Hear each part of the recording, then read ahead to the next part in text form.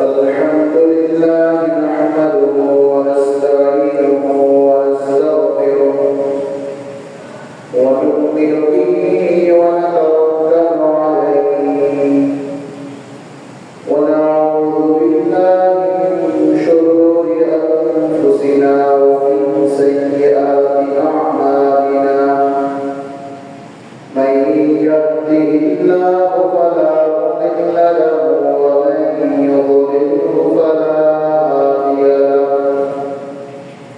ونشهد أن لا إله إلا الله وحده لا شريك له ونشهد أن سيدنا وحبيبنا ومولانا محمدا عبده ورسوله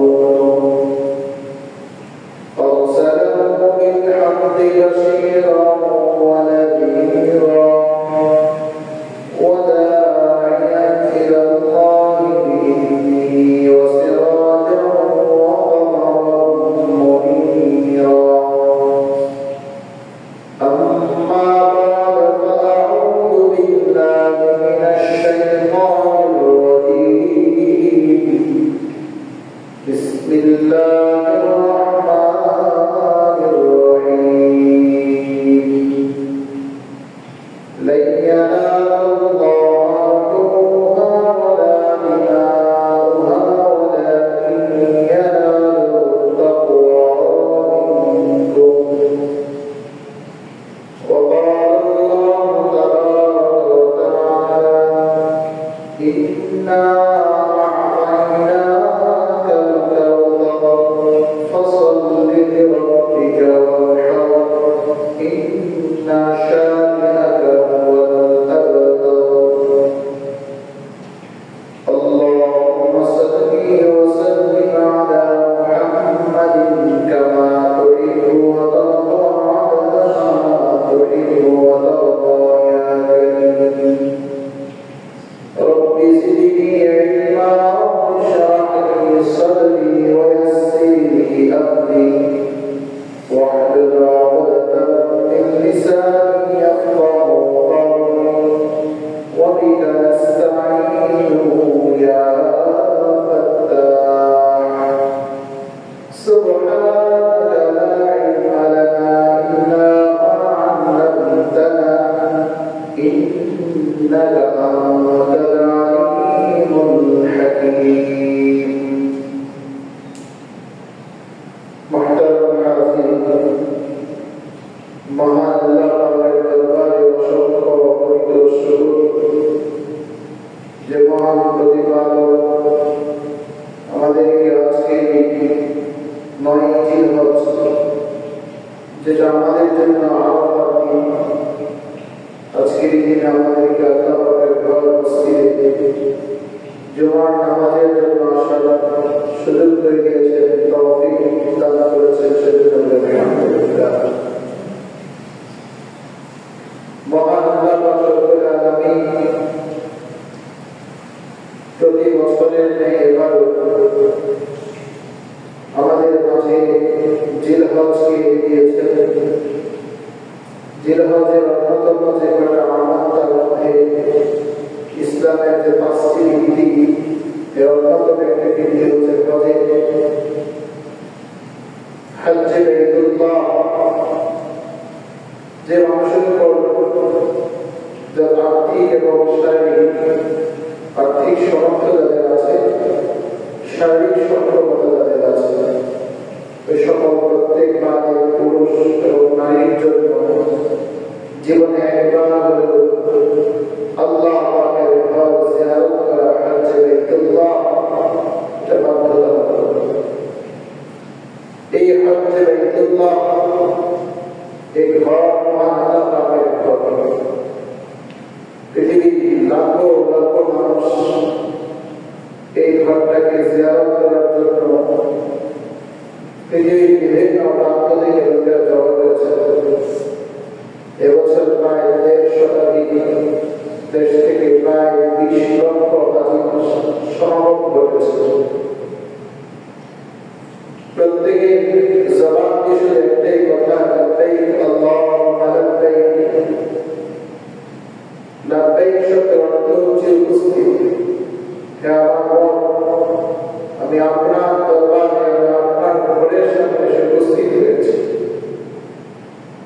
ইন্নাল হামদা অবশ্যই আপনার জন্য সকল প্রশংসা, লাকা ওয়াল মুলক আপনার এই রাজত্ব, এই ক্ষমতা, পৃথিবীর যা কিছু আছে সব কিছু একচ্ছত্র মালিকার শুধুই আপনার। এটাই হাজী সাহেবগণ আরাফার মাঠে বলেন, মিনায় বলেন, মুজদালিফায় বলেন, সব জায়গায় শুধু এই শব্দগুলো উচ্চারণ করে লাব্বাইক আল্লাহুম্মা লাব্বাইক ইন্নাল হামদা লাকা ওয়াল মুলক লাব্বাইক আল্লাহুম্মা লাব্বাইক। হাজীদের এই শব্দগুলো এই বাক্যের উচ্চারণে মুখরিত হয়ে ওঠে মিনা, আরাফা, মুজদালিফা পথে ঘাটে সব জায়গায় শুধু এই তালবিয়ায় লাব্বাইক শুনলার বলতে। মুহতারাম হাজিরিন, এই হজ্জে বাইতুল্লাহ এটা শুধু গতানুগতিক কোনো পর্যটন বা আমরা একটা দর্শনীয় স্থান দেখতে গেলাম এমনটা নয়। এখানে আছে অনেক ইতিহাস, আছে অনেক স্মৃতি বিজড়িত স্থান, আছে একত্ববাদের প্রতি সম্পূর্ণ আনুগত্য, মহান রবের কাছে নিজেকে সঁপে দেওয়ার একটা মোক্ষম সময় হচ্ছে হজ্জে বাইতুল্লাহ।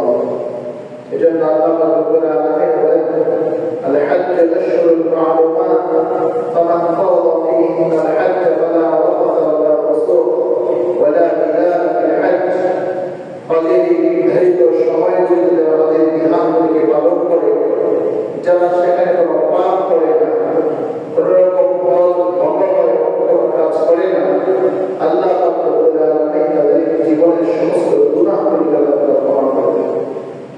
হাদিসে আসছে হজ্জে মাবরুর, যে ব্যক্তির জীবনে হজ্জে মাবরুর নসিব হলো, আল্লাহ রাব্বুল আলামিন ওই ব্যক্তি যখন ঘরে ফিরে আসে বাইতুল্লাহ থেকে সে যখন রওনা হয়, তার জীবনের সমস্ত গুনাহগুলিকে মাফ করে তাকে একেবারে পূর্ণ পবিত্র করে আল্লাহ রাব্বুল আলামিন ফিরিয়ে নিয়ে আসেন। এজন্য তাদের সমর্থ আছে সেই হজ্জে বাইতুল্লাহ হজ করার চেষ্টা করব। আরো একটা বড় আমল হচ্ছে কুরবানি করা। কুরবানির ব্যাপারে বিগত দিনে অনেক আলোচনা হয়েছে। কুরবানি হচ্ছে কুরবান শব্দ থেকে নির্গত একটা আরবি ভাষা একটা আরবি শব্দ। এই কুরবানির মাধ্যমে আমরা আল্লাহ পাকের নিকটবর্তী হই, কাছাকাছি হই, আল্লাহর প্রিয় হই, নৈকট্য ভাজন হই। আল্লাহ সুবহানাহু ওয়া তাআলা বলেন, ইয়ানালুল্লাহু লুহুমুহা ওয়ালা দিমাউহা ওয়ালাকিন ইয়ানালুহু তাকওয়া মিনকুম।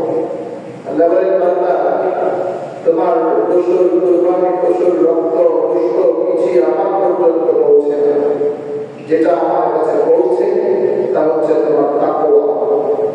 আল্লাহ ভীরুতা তোমার মাঝে কতটুকু আছে, অন্যায় অপরাধ থেকে বেঁচে থাকার যোগ্যতা তুমি কতটুকু অর্জন করেছো, এটা হচ্ছে দেখার বিষয়। রাসূল করিম সাল্লাল্লাহু আলাইহি ওয়াসাল্লামের হাদিসের মধ্যে আসছে, রাসূল সাল্লাল্লাহু আলাইহি ওয়াসাল্লাম বললেন, যে ব্যক্তির সামর্থ্য আছে কুরবানি দেওয়ার, তবুও সে যদি কুরবানি না দেয় তাহলে সেটা আমার ঈদগাহে আসে না। রাসূল সাল্লাল্লাহু আলাইহি ওয়াসাল্লাম বলেছেন সেটা ঈদগাহে না আসে। এজন্য আমাদের সমাজে সংখ্যাটা খুব কম, সামর্থ্য থাকা সত্ত্বেও কুরবানি দেয়, মানে দেওয়া থেকে বিরত থাকে এমন ব্যক্তির সংখ্যা খুব কম। হ্যাঁ, এমনটা আছে, অন্যায় অপরাধে জড়িত থাকার কারণে হয়তো ঘর বাড়িতে থাকতে পারছে না, অন্যদের ছুটে বেড়াচ্ছে, পালিয়ে বেড়াচ্ছে, ওই মানুষগুলো হয়তো কুরবানি দেওয়ার সুযোগ তাকে হচ্ছে না।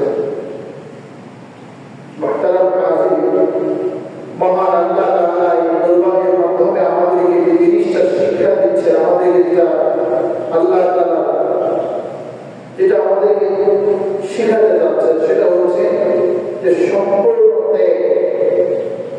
সম্পূর্ণ ত্যাগের মাধ্যমে নিজেকে আল্লাহর কাছে সঁপে দেওয়া। ইব্রাহিম আলাইহিস সালাতু ওয়াস সালামের ব্যাপারে যে কথা আসলো, ফালাম্মা আসলামা ওয়া তাল্লাহু লিল জাবিন, ইব্রাহিম আলাইহিস সালাতু ওয়াস সালাম স্বপ্নে দেখলেন, ইন্নী আরা ফিল মানামি আন্নী আযবাহু। তিনি বলছেন, পুত্র, আমি স্বপ্নে দেখেছি তোমাকে জবাই করার নির্দেশ আমাকে দেওয়া হয়েছে। ফানজুর মাযা তারা, ফানজুর তুমি তোমার অভিমতটা ব্যক্ত করো। এখন সন্তান বলছে ক্বালা ইয়া আবাতি ফাআল মা তু'মার, হে আমার বাবা, যেটা আপনাকে আদেশ করা হয়েছে আপনি সেটাই বাস্তবায়ন করুন। সাতাজিদুনি ইনশাআল্লাহ মিনাস সাবিরিন, বাবা আপনাকে যে নির্দেশনা দেওয়া হয়েছে আপনি সেটাই বাস্তবায়ন করুন। আর এটা বাস্তবায়ন করতে গেলে আপনার কোনো পেরেশানি হবে না, কারণ আপনি আমাকে ধৈর্যশীলদের মাঝে পাবেন। সাতাজিদুনি ইনশাআল্লাহ মিনাস সাবিরিন, ধৈর্যশীলদের মাঝে আপনি আমাকে পাবেন, আপনি কোনো আমাকে চিন্তা করবেন না। ইনশাআল্লাহ মিনাস সাবিরিন, আল্লাহ তাআলা বলছেন যে সন্তান একথা বলছে আপনি আমাকে ধৈর্যশীলদের মাঝে পাবেন।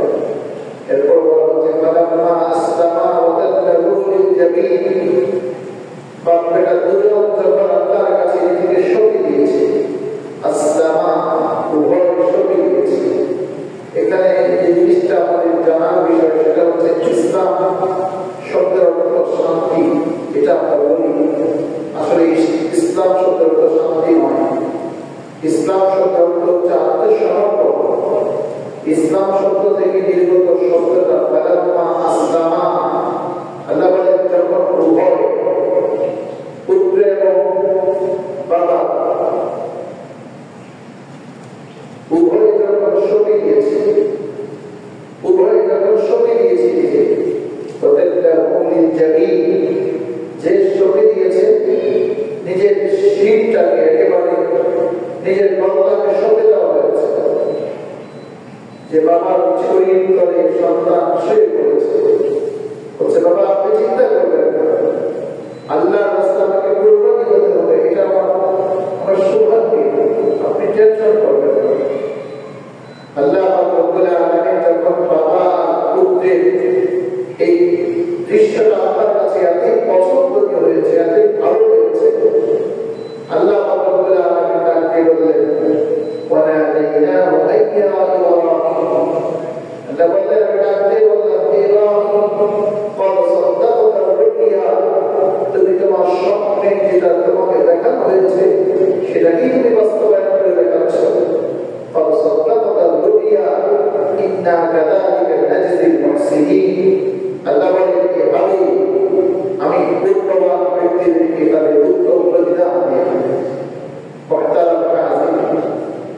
এই যে সঁপে দেওয়ার জীবন পিতাও সঁপে দিয়েছে যে নিজের প্রিয় সন্তানকে কুরবানি করতে হবে, যে নির্দেশ, এই আল্লাহ তাআলার আদেশের কাছে সন্তানকে সঁপে দেওয়া, নিজের সমর্পণ হওয়া, এই যে একটা বিধান এতটাই প্রিয় হয়েছে আল্লাহর কাছে। আল্লাহ বলছেন ক্বাদ সাদ্দাকতা রুইয়া ইন্না কাযালিকা নাজজিল মুহসিনিন, দেখো তুমি স্বপ্নের বাস্তবায়ন করে স্বপ্নের বাস্তবতা তুমি ঘটিয়েছ। সেজন্য পূর্ণবান ব্যক্তিদেরকে আল্লাহ রাব্বুল আলামিন প্রতিদান দিয়ে থাকেন। আজকে আমরা যারা কুরবানির প্রস্তুতি নিচ্ছি, পশু ক্রয় করেছি, কেউ ভেড়া, ছাগল, মহিষ, গরু, সাধারণত আমাদের এদিকে ওটার সংখ্যাটা খুবই কম। এই জন্য আমরা যেভাবে কোরবানির প্রস্তুতি নিয়েছি, শেষ মুহূর্তের প্রস্তুতি আমাদের যেটুকু বাকি আছে, এক্ষেত্রে আমাদের সবার মনে রাখা উচিত আমি আল্লাহর কাছে আমাকে সঁপে দিয়েছি, আল্লাহর প্রিয় হওয়ার জন্য, আল্লাহর পছন্দের হওয়ার জন্য আমাদের কোরবানি। রাসূল করিম সাল্লাল্লাহু আলাইহি ওয়াসাল্লামের হাদিসে আসছে, রাসূল বলেন কুরবানির পশু রক্ত মাটিতে পড়ার আগে আল্লাহ তাআলা সমস্ত গুনাহগুলোকে ক্ষমা করে দেন। কুরবানির পশুর রক্ত মাটিতে পড়ার পূর্বেই সমস্ত গুনাহগুলোকে আল্লাহ ক্ষমা করে দেন। অন্যায় হাদিসে আসছে যে পশু জবাই করা হয়, কুরবানির জন্য পশু জবাই করা হয়, ওই পশু থেকে যে পরিমাণ পশম আছে সেই পশম পরিমাণ খাওয়া আছে। এজন্য আমরা আমাদের নিয়মগুলিকে সঠিক করে গোশত খাওয়ার জন্য বা আত্মীয় স্বজনের কাছে ভালোবাসার জন্য অথবা সমাজে দেখাবো কিভাবে সন্তানরা এ বাড়িতে সে বাড়িতে যাবে, প্রত্যেকটা ঘরে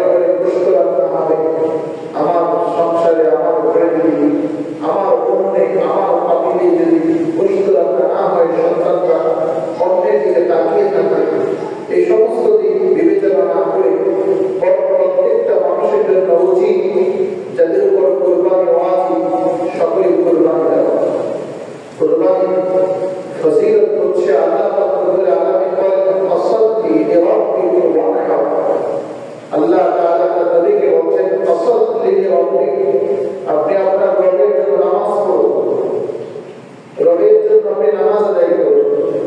নামাজের সাথে সাথে ফাসাল্লি লিরাব্বিকা ওয়ানহার, কুরবানির কথা বলা হয়েছে। কুরবানি জবাই, কুরবানির পশু জবাইয়ের কথা বলা হয়েছে। কেননা আমি আল্লাহর কাছে আমাকে সমর্পণ, কুরবানি হচ্ছে ত্যাগে দেওয়া, নিজের হালাল উপার্জিত সম্পদ বা অর্থ দিয়ে নিজের পছন্দের একটা পশু ক্রয় করে মহান আল্লাহ তাআলার সন্তুষ্টির জন্য সেই প্রাণীটাকে কোরবানি দেওয়া আমি হচ্ছে একটা ত্যাগ। এই ত্যাগের মাধ্যমে আল্লাহকে পাওয়া যায়। আমরা আল্লাহকে খুঁজছি না, আল্লাহকে পাওয়ার জন্য আমাদের জীবন, আল্লাহকে পাওয়ার জন্য আমার জীবন। কোরআনের কারীমের মধ্যে এক জায়গায় সূরাতুল আনআমের মধ্যে বলা হয়েছে, ইন্না সলাতি ওয়া নুসুকি ওয়া মাহইয়ায়া, হে নবী আপনি বলেন অবশ্যই আমার নামাজ, নুসুকি আমার কুরবানি, ওয়া মাহইয়ায়া আমার জীবন, আমার বেঁচে থাকা, ওয়া মামাতি এবং আমার মৃত্যু লিল্লাহি রাব্বিল আলামিন, জগৎ সমূহের প্রতিপালক আল্লাহ তাআলার জন্য। আমার এই জীবন মরণ এবং কুরবানি সব হচ্ছে আল্লাহর জন্য। এজন্য আমার জীবনের সকল প্রতিকূলতা যে কোনো অবস্থাতে আমি থাকি না কেন, সর্বক্ষেত্রে আল্লাহ পাকের উপর ভরসা করতে হবে। ওয়া ইয়াতাওয়াক্কাল আলাল্লাহ ফাহুয়া হাসবুহ। আল্লাহ রাব্বুল আলামিন বলেন যে আল্লাহর উপর ভরসা যার যত বেশি, আল্লাহ তার জন্য যথেষ্ট হয়ে যাবে। এক হাদিসে বলা হয়েছে, ওয়া ইয়াতাওয়াক্কাল আলাল্লাহ কামা তাওয়াক্কালাত তুয়ুর তাবদু লিমাসান ওয়া তারুকু বিদানা। যে মানুষ যদি পাখির মতো ভরসা করতো আল্লাহ পাকের উপর, পাখি যেমন সকালবেলা খালি পেটে দিন থেকে বের হয়ে যায়, আবার ভরা পেটে আবার বেরিয়ে আসে, পাখির কোনো বাজার নেই, পাখির কোনো কর্মস্থল নেই। মানুষের আত্মবিশ্বাস যদি আল্লাহর উপর এমন হতো, আল্লাহর উপর ভরসা যদি মানুষের এমন হতো যে আল্লাহ আমাকে দুনিয়াতে পাঠিয়েছে, ওই আল্লাহ তাআলাই আমার জীবন মরণ সবকিছু তিনি রেখে রেখেছেন, তিনি আমার রিজিকের মালিক, তিনি আমার সব কিছুর মালিক। এ কথা যদি মানুষ বিশ্বাস করত, তাহলে আল্লাহ আমাকে ওয়াদা করলেন কামা তাওয়াক্কালাত তুয়ুর তাবদু লিমাসান ওয়া তারুকু বিদানা। তাহলে পাখি যেমন খালি পেটে ঘর থেকে বের হয়ে যায়, আবার ভরা পেটে ফিরে আসে, আল্লাহ রাব্বুল আলামিন মানুষের জন্য ওই রকম ব্যবস্থা করে দিতেন। এই জন্য আল্লাহর উপর ভরসা করা উচিত। আল্লাহর ভরসা ছাড়া মানুষ কোনোভাবেই চলতে পারে না। আমরা এখন সুস্থ আছি, আমাদের এই সুস্থতাও আল্লাহ প্রদত্ত। আমরা সচ্ছল আছি, আমার এই সচ্ছলতাও আল্লাহ প্রদত্ত। আমার সবকিছুই তো আল্লাহ, সব দিয়েছেন তো আল্লাহ। তাহলে আমার মাঝে কেন থাকবে অহংকার, আমার মাঝে কেন থাকবে দাম্ভিকতা, আমি কেন এত বেশি লোভ আমার ভেতরে কাজ করবে? আল্লাহ অন্যকে দিয়েছেন সেই আল্লাহর দেওয়া জিনিসের প্রতি, যেটা আল্লাহ তাকে দিয়েছেন সেই জিনিসটার প্রতি আমার কেন হিংসা হবে? আমি কেন বিদ্বেষ লালন করবো?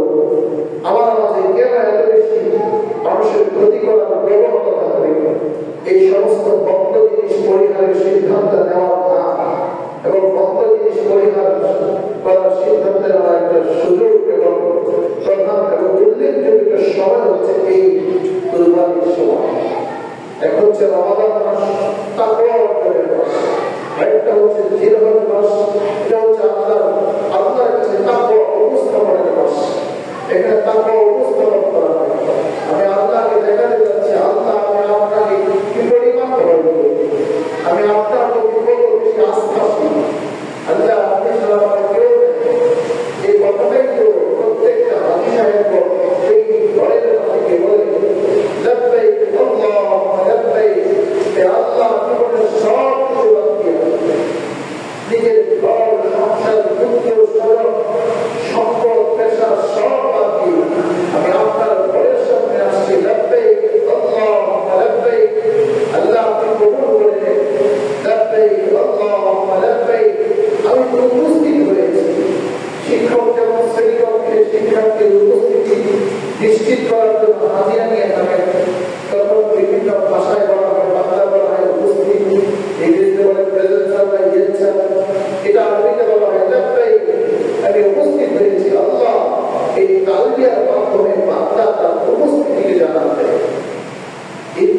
হামদা লাকা ওয়াল মুলক, বলে বান্দা বলে আল্লাহ আপনি ছাড়া পৃথিবীর আর কেউ এত প্রশংসার মালিক হতে পারে না, সব কিছুর প্রশংসার মালিক কেবলমাত্র আপনি, শুধু প্রশংসার মালিক। ইন্নাল হামদা, অবশ্যই সকল প্রশংসা আপনার। প্রশংসার যত ধরন হতে পারে, কবিতার মাধ্যমে প্রশংসা করে, গায়ক তার কণ্ঠস্বরের মাধ্যমে প্রশংসা করে, আবার যে ছবি অঙ্কন করে সে তুলি দিয়ে তার তুলির মাধ্যমে প্রশংসা করে। যত ধরনের প্রশংসা আছে সকল প্রশংসার সমাহার, সব প্রশংসার কেবলমাত্র শুধুমাত্র একমাত্র মালিক হচ্ছেন আল্লাহ। এই আল্লাহ বলেন বান্দা তুমি শুধু আমার কাছে একবার বলো, তুমি শুধু আমাকে একবার বলো, আল্লাহ আমাকে ক্ষমা করে দাও। আল্লাহ বলেন বান্দা তুমি চাইতে বলতে দেরি হয়, আর আমি বলি গুনাহ মাফ করতে আমার দেরি হয় না, আমি তো সব গুনাহ মাফ করে দিই। আল্লাহ বলেন আমি আপনি এই যে আমাদের হাজি সাহেবরা হজ করতে গিয়ে তারা সেখানে বলেন তোমার রাজত্ব, এই সব কিছু তোমার, সকল কিছু একচ্ছত্র মালিকানা তোমার। কিন্তু আমরা আমাদের এই হাজি সাহেব দেশে ফিরে এসে কি আচরণ করে? রাজনীতিবিদরা হজ করতে যায়, বলে সেখানে লাব্বাইক আল্লাহুম্মা লাব্বাইক ইন্নাল হামদা ওয়ান নি'মাতা লাকা ওয়াল মুলক। এই লাকা ওয়াল মুলকের যে অর্থ সেখানে তারা বলে আসে, কিন্তু বাংলাদেশে এসে প্রত্যেক হাজি সাহেব নামাজ জায়গায় ফিরে গিয়ে এই লাকা ওয়াল মুলকের ব্যাখ্যা থাকে না। যদি তার পোস্টারে হাজি সাহেব না লেখা হয়, পোস্টারে যে আলহাজ না লেখা হয়, এই হাজি সাহেবের মন খারাপ হয়ে যায়। হাজি সাহেব এত ক্ষিপ্ত হয়, আমি হজ করছি এবং এসে সালাম দিয়ে দেখা করে আর বলে আমি হজ থেকে আসছি, এটা আমার এত লম্বা হজ, হজের গল্প করতে থাকে যে না আপনারা হজ হচ্ছে এমন একটা জিনিস, হচ্ছে বাইতুল্লাহ ফকিয়ে একেবারে এলোমেলো চুল, ধুলা বালুতে একেবারে একাকার হয়ে গেছে, চুলগুলো একেবারে দাড়ি মস্ত বড় হয়ে গেছে, পাগলের মতো। সেখানে একটা প্রেমের খেলা, আল্লাহর সাথে আপনার থেকে সুসম্পর্ক, প্রেম, ভালোবাসা, সেই ভালোবাসার গভীর প্রকাশ করেছে আল্লাহকে আমরা দুচোখ দিয়ে দেখি না, আল্লাহ জানি না কোথায় কেমন, আমরা আমাদের জন্ম চোখে দেখি না। কিন্তু এই যে কালো ঘরটাকে দেখে সবাই সেখানে হুমড়ি খেয়ে পড়া, সেখানে হাজির হয়ে একই পোশাকে সবাই, সাদা পোশাকে সেলাইবিহীন পোশাক, সেটা টুকরো পেঁচে আমরা সেখানে হাজি সাহেব ঢুকছেন আর দাওয়াত করছেন। একমাত্র আল্লাহর জন্য, আল্লাহ তোমার কাছে আসছে, বলতেছি না কাবার কপাট ধরে হাতিমে কাবা আছে, হাজরে আসওয়াদ আছে, মাকামে ইব্রাহিম আছে, প্রত্যেকটা জায়গায় গিয়ে গিয়ে শুধু আল্লাহ ক্ষমা চাই, ক্ষমা আর কিছু না, শুধু ক্ষমা চাই। अल्लाह बदल गड़ी देने के लिए तैयार है, जो ना मांगे उससे तो बेजार है। যে আমার কাছে চায় না আমি তার প্রতি সন্তুষ্ট হই, আল্লাহ বলেন যে আমার কাছে চায় আমি তার প্রতি সন্তুষ্ট হয়ে যাই। আদরুনি, আমাকে ডাকো, আল্লাহ বলেন তোমাকে ডাকো, তুমি সামনে সকলে শুয়ে বসে প্রত্যেক অবস্থা আমার কাছে যাও। আল্লাহ আস্তাজিব লাকুম, বান্দা আমি তো ডাকে সাড়া দেব, আকরাবু বিহাবলিল ওয়ারিদ, বান্দা আমাকে এত এদিকে পূজা করতে প্রয়োজন নেই, আমি তো একেবারে কাছাকাছি আছি, তোর ঘরে যে রক্তটা আছে এটা যতটা কাছে, আল্লাহ বলেন আকরাবু বিহাবলিল ওয়ারিদ, আমি তার চাইতে বড় করতে খুব কাছে আছি। বান্দা তুমি পেরেশান হবে না, আমাকে এটা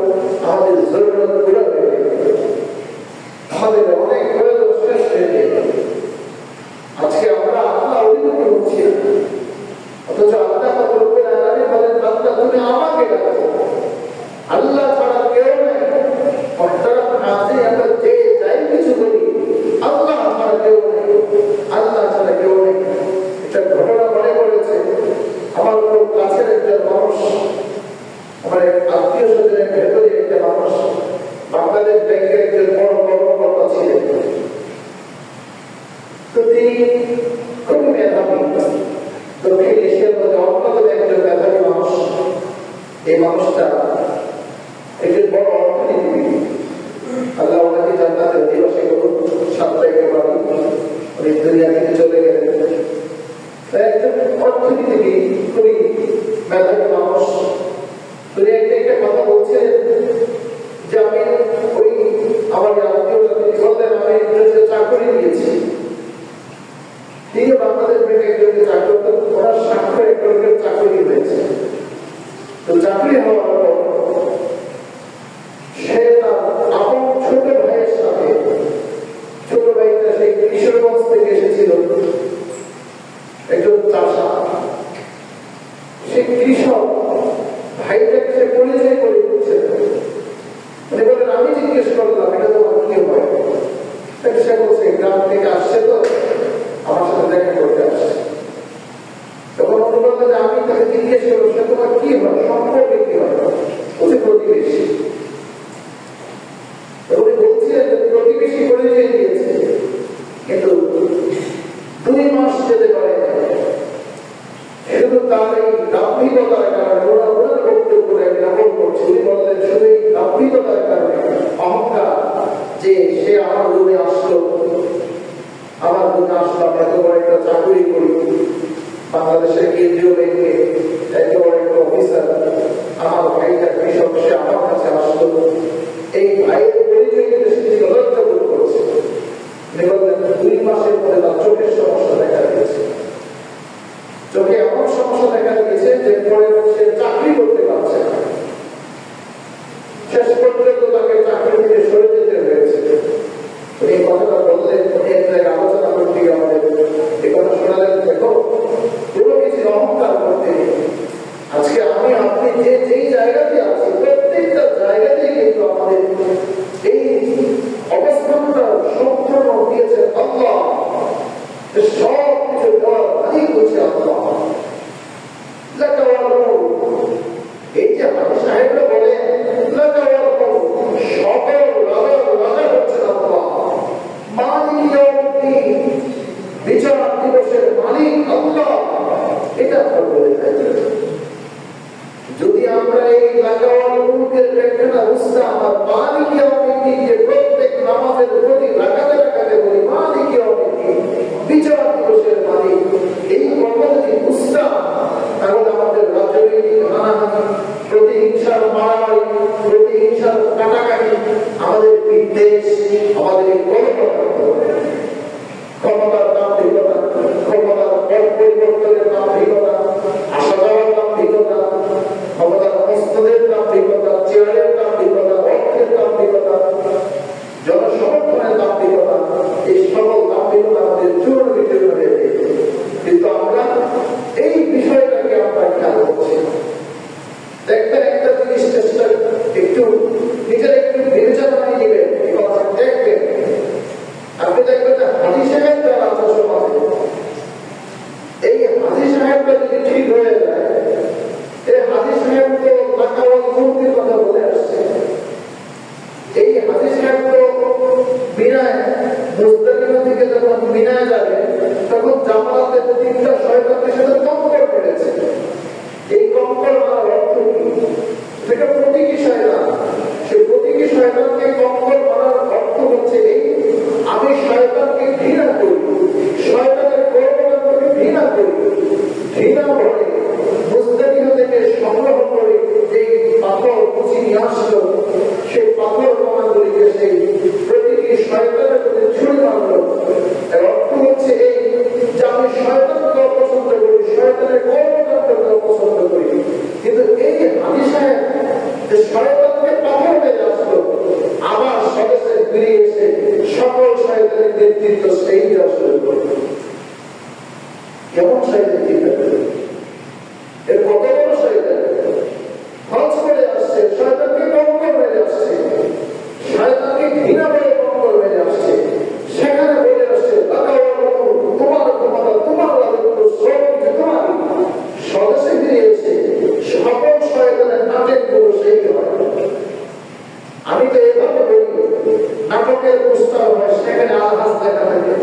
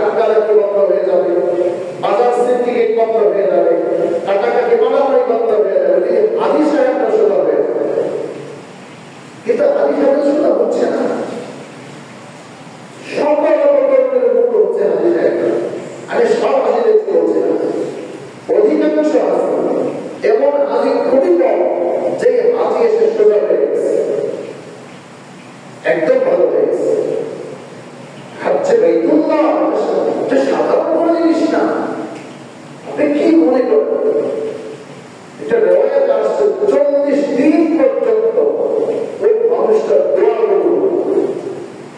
সেটা আল্লাহর ঘর জিয়ারত করে ফিরে আসে 40 দিন পর্যন্ত তার দোয়া করলে বিশেষ দোয়াটা আছে। এই হাদিসে যদি শয়তানি করে বলেন শয়তান খুব মাত্রায় করে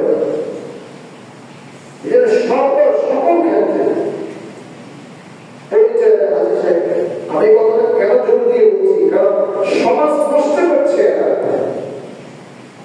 আপনি জানেন আরেকটা তথ্য বলি, এই যে 20 লক্ষ হাসি পাথর মারছে প্রতীকী পাথর, এই প্রতীকী শয়তানকে, এই পাথরগুলো কোথায়? রিওয়ায়াতের মধ্যে আসছে আল্লাহ তাআলা যার পাথরকে কবুল করেন, আল্লাহ যার হজকে কবুল করেন, সেই পাথরগুলিকে আল্লাহ তাআলা উঠায় নিয়ে যান। এই পাথর পৃথিবীতে থাকে না, তা উঠায় নিয়ে যান। যেই হাজির হজ আর পাথর ছোড়াকে আল্লাহ কবুল করেন না, সেই পাথরটাই সেখানে থেকে যায়। আর সৌদি সরকার প্রতি বছর এখান থেকে পাথর সরাতে হয়। মুজদালিফা থেকে যে পাথর পড়ে এই জামানাতে এসে শয়তান দিনটাকে নিক্ষেপ করা হয়, গজলের পাথর কবুল হচ্ছে। আব্দুল্লাহ ইবনে মুবারক রাহমাতুল্লাহি আলাইহি, ইমাম বুখারী রাহমাতুল্লাহি আলাইহি উস্তাদ হাদিস ইমাম বুখারী যে গ্রন্থ রচনা করা হয়েছে, এই গ্রন্থকারের যে উস্তাদ আব্দুল্লাহ ইবনে মুবারক, তিনি একজন বড় আলেম ছিলেন, জগৎ বিখ্যাত আলেম। পাশাপাশি অনেক ধনী মানুষ ছিল, অনেক ধনী মানুষ। প্রতি বছর প্রায় 1000 খানেক মানুষকে তিনি হজ করাতেন নিজের অর্থে। ইতিহাসে পাওয়া যায় এত ধনী মানুষ ছিলেন, 1000-এর অধিক মানুষকে তিনি প্রতি বছর নিজ খরচে হজ করাতেন। 6 মাস পড়াতেন আর 6 মাস ব্যবসা অথবা যুদ্ধ করতেন। আব্দুল্লাহ ইবনে মুবারক হজ করতে গেলেন, বাইতুল্লাহর ছায়ায় তিনি তন্দ্রাচ্ছন্ন ঝিমাচ্ছেন। ঠিক সেই তন্দ্রাচ্ছন্ন যখন ঝিমাচ্ছেন, তখন আব্দুল্লাহ ইবনে মুবারককে স্বপ্নে দেখা হলো, আব্দুল্লাহ ইবনে মুবারক এবছর কত লক্ষ হাজি আসছে হজ করতে তুমি জানো? আব্দুল্লাহ ইবনে মুবারক বলছেন, না আমি জানি না। তো সেই লোকটাই বলছে এবছর 6 লক্ষ হাজি এখানে হজ করতে আসছে। জিজ্ঞেস করা হলো, তুমি কি জানো একটা হাজির হজের কবুল হয় না? আব্দুল্লাহ ইবনে মুবারক জিজ্ঞেস করলেন, কেন? বলছে এই একটা হাজির হজের কবুল হয় না, কিন্তু একজন মানুষ সে হজ করতে আসে নাই, সে হজ করতে আসে নাই, এরপরও আল্লাহ ওই মানুষটাকে উসিলা করে 6 লক্ষ হাজির হজকে আল্লাহ তাআলা কবুল করেছেন। সুবহানাল্লাহ। এখন আমি আব্দুল্লাহ ইবনে মুবারক জিজ্ঞেস করেন সেই মানুষটাকে, সেই তার পূর্ণ ঠিকানা বললো, আলী ইবনে মুআফের বাড়ি তার দামেশকে। বুক থেকে জাগ্রত হলেন, বারবার এই স্বপ্নটা দেখার পরে আব্দুল্লাহ ইবনে মুবারক চিন্তা করলেন, আমি একটু যেটা আমি স্বপ্নে দেখেছি বাইতুল্লাহর ছায়ায় তন্দ্রাচ্ছন্ন অবস্থায়, এটা অবশ্যই সত্য হতে পারে, আমি একটু এটাকে খুঁজে দেখি, একটু জানতে চেয়েছেন, জানার কৌতূহল জানতে। তিনি তার সকল সঙ্গীদেরকে বললেন, আপনারা চলে যান, আমি একটু দামেশকে চলে যাব। আব্দুল্লাহ ইবনে মুবারক সেই ঠিকানা অনুযায়ী যতটুকু তিনি স্বপ্নে জানতে পেরেছেন সে অনুপাতে গেলেন। দামেশকের গলিতে গলিতে ঘুরছেন, গলিতে গলিতে ঘুরতে ঘুরতে খোঁজ পেলেন যে একজন মুচি এই গলিতে সে জুতা সেলাই করে। আব্দুল্লাহ ইবনে মুবারক সেই মুচির কাছে গিয়ে বললেন, তোমার নাম কি আলী ইবনে মুআফের? বলছে, হ্যাঁ আমি আলী ইবনে মুআফের। বললেন যে তুমি এমন কি আমল করো যে আমলের কারণে তুমি হজে যাও নাই ঠিক, কিন্তু আল্লাহ তাআলা 6 লক্ষ হাজির হজকে কবুল করছে। আলী ইবনে মুআফের বলতেছে, আপনি কি আপনার পরিচয়টা দেন? আমি আপনার পরিচয় জানা ছাড়া তো আমার গোপন কথা কাউকে বলতে পারি না। তখন আলী ইবনে মুআফের এই প্রশ্নের উত্তর আব্দুল্লাহ ইবনে মুবারক বলছেন, আমি হচ্ছি আব্দুল্লাহ ইবনে মুবারক। আলী ইবনে মুআফের শরীর অবাক হয়ে গেল। আমরা যেমন শেখ আহমদুল্লাহ, শেখ মিজানুর রহমান আজহারি এইসব নাম আমরা চিনি, কি তাদের চেয়ে বড় আলেমের নাম কি আমরা জানি? আল্লাহ আমাদেরকে হেদায়েত দান করুন, সকলে বলেন আমিন। বাইতুল মুকাররম মসজিদের বর্তমান যিনি খতিব, বিশ্ব বিখ্যাত, যদি আপনি কমপক্ষে 3 জন মানুষের নাম যদি নিতে হয় বিশ্ব বড়ের বা আলেম, এবং 3 জনের নাম নিতে হলে বাইতুল মুকাররমের জাতীয় মসজিদের খতিব উস্তাদে মুহতারাম মুফতি আব্দুল মালিক সাহেব হাফিজাহুল্লাহ তার নাম নিতে হবে। এই নাম কয়েকজনে জানে, কিন্তু ওই সময় সে বুঝে বলতে পারছে যে হ্যাঁ আব্দুল্লাহ এগুলো বড়, সেটা অনেক বড়। বলছে হযরত আপনি আমার বাড়িতে আসেন, আপনি আমার বাড়িতে আসেন, বাড়িতে কথা বলবো।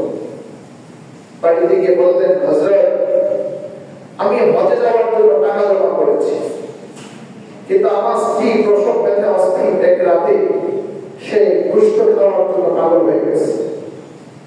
তা আমার স্ত্রীকে গোশত খাওয়াবো, সেই লক্ষ্যে আমি ছুটে বেড়াচ্ছি তাদের বেলা। হঠাৎ আমার নাকের মধ্যে ভোনা গোশত গ্রাম আসলো, সেই পথ ধরলাম, সেই বাড়িতে গেলাম, দেখলাম সেখানে ভোনা গোশত রান্না হচ্ছে। আমি চাইলাম যে আমাকে একটু দেন, আমার স্ত্রী প্রসব ব্যথা অস্থির, তাকে খাওয়াবো, সে গোশত খেতে চেয়েছে। তখন এই বাড়িওয়ালা আমাকে বললো, দেখো যে গোশত রান্না করা হয়েছে তোমার জন্য হারাম, আমার জন্য হালাল। বললেন আমি জানতে চাইলাম ভাই এই গোশত তুমি খেতে পারবো, আমি খেতে পারবো না, এই ব্যবহারটা কেন? আমার সেই প্রতিবেশী উত্তর দিল, 1 সপ্তাহ যাবৎ আমার ঘরে আমার এই সন্তান এবং আমার স্ত্রী না খেয়ে পড়ে আছে, ক্ষুধায় কাতরাচ্ছে। আমি তাদের মুখে খাদ্য দেওয়ার জন্য পথে বের হলাম, রাস্তার পাশে একটা মৃত গাধা পড়ে আছে, সেই গাধার একটা রান কেটে নিয়ে আসলাম। সেই মৃত গাধার রানটাকে আমি এইভাবে রান্না করছি, এটাই হচ্ছে ভোনা গোশত, তুমি যে খান পাচ্ছ। আর এখানে মুআফিক তুমি বলো আমার ঘরে খাদ্য নেই, তাই আমি মৃত গাধার গোশত নিয়ে আসছি, আর তুমি তোমার স্ত্রীর মনের শখ, তার একটা শখ পূরণের জন্য মৃত গাধার গোশত রান্না করার গোশত তুমি কি তোমার স্ত্রীকে খাওয়াতে পারবে? আর এখানে মুআফিক চুপ হয়ে গেল, দৌড়ে বাড়িতে গেল, স্ত্রীর কাছে ঘটনাটা বলল। স্ত্রী বলল, এই কথা দেখো, তুমি হজে যাওয়ার নিয়ত করেছো, অথচ তোমার প্রতিবেশী অনাহারে, তোমার প্রতিবেশী না খেয়ে আছে, তুমি কি করে হজ করতে যাও? আর একটা মুআফিক এই কথা শুনে স্ত্রীকে বলল, আমার জমা টাকাগুলি দাও। স্ত্রী বলল, দেখো আমার ঘরের কোণে একটা আটার বস্তা আছে, আটার বস্তাটা তুমি নিজে পিঠে করে দিয়ে যাও, আর তোমার জমা করা টাকা থেকে কিছু টাকাও তাকে হাদিয়া দাও। আর একটা মুআফিক কথা অনুযায়ী একটা আটার বস্তা কিছু টাকা নিয়ে দিল। এই টাকাটুকু দান করার কারণে আলী ইবনে মুআফিক আর হজ করতে যেতে পারছে না। আব্দুল্লাহ ইবনে মুবারক আশ্চর্য হয়ে বললেন, আলী ইবনে মুআফিক আমি এখন বুঝতে পেরেছি তুমি হজে না গেলেও, তুমি হজে যাও নাই, তবুও তোমার উসিলা করে 6 লক্ষ হাজি হজকে আল্লাহ কবুল করেছেন। সুবহানাল্লাহ। মেরে মুহতারাম ভাই, হুজুর এই ঘটনাটা এজন্য বললাম, আজকে আমি আপনি আমরা কোরবানি দিই, আমি আপনি আমরা বলে ইবাদত করি, অথচ আমাদের প্রতিবেশী অনাহারে থাকে, আমার প্রতিবেশী বস্ত্রহীন থাকে, আমার প্রতিবেশীর ঘরে খাদ্য নাই, অসুস্থ অবস্থায় কত রোগীরা পড়ে থাকে, আমি আপনি কত আনন্দে, কত উল্লাসে, কত উচ্ছ্বাসে আমরা ঈদ করছি। এই জন্য মুহতারাম হাজির, আসুন এই ঈদের শিক্ষাটা এইভাবে আমরা গ্রহণ করি, দরিদ্রদের মুখে হাসি ফোটানোর জন্য আমার সবকিছুকে তার জন্য করে দেব, এবং যত অন্যায় অপরাধ আছে সবকিছুকে নিবৃত করার জন্য মহান আল্লাহ পাকের উপর সম্পূর্ণ আস্থাশীল হয়ে দৃঢ়তার সাথে সকল অন্যায়ের প্রতিবাদ করব। পারবো না ইনশাআল্লাহ। আল্লাহ আমাদের সকলকে আমাদের তৌফিক দান করুন।